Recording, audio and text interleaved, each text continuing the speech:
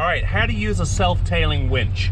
And for some of you kind of get it, and there are some people that I see when I'm out sailing and racing who still try to tail a self-tailing winch.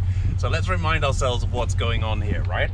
So the challenge often comes, especially when you guys are racing with your self-tailers, and you've gone through a tack, right? And you've done the initial take by hand, but you've got a handle in,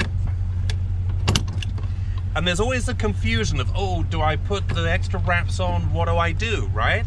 Well, you don't need to get confused. Here's my recommendation with a self-tailing winch, even if you're racing or cruising. When you tack, do the initial take with 2 turns, get all the slack out of the rope. As the load comes on, get your next turns on, keeping your fingers well away from the pressure in the winch drum.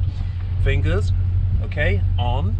And then you come up onto the self-tailing part of the winch. Just bring the camera around here, Alison.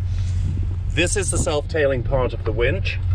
And we come up, pull back, and we go into the jaws. Now, lock the rope into the jaws. That way the winch has got it. And now I can wind, and it feeds itself, okay? You don't need your one hand doing this. It doesn't need to be there. It's redundant. It now means I have both hands available, making sure the winch handle is properly locked in. Both hands available to apply real power to the winch if I need to, okay? Because it's self-tailing. It's a self-tailing winch. That's how it works. Hope that's helpful.